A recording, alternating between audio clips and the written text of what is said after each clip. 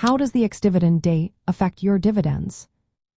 Imagine you're eyeing a stock because it pays a nice dividend and you want to collect that payout. But do you know exactly when you need to buy the stock to get the next dividend? That's where the ex-dividend date comes into play.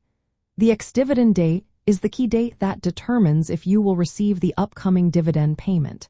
If you want to earn the dividend, you need to own the stock before this date. If you buy the stock on or after the ex-dividend date, the dividend will go to the seller, not you. Here's how it works step by step. First, the company announces a dividend and sets a record date. The record date is when the company checks its list of shareholders to decide who gets paid. Usually, the ex-dividend date is set 1 business day before the record date. This is done by stock exchange rules, not the company itself. Because stock trades take about 2 business days to settle, the ex-dividend date makes sure only those who own the stock before this date will be on the shareholder list on the record date.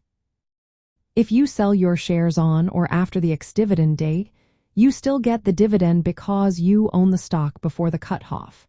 On the day of the ex-dividend date, the stock price typically drops by roughly the amount of the dividend. This price adjustment reflects that new buyers won't receive the upcoming dividend.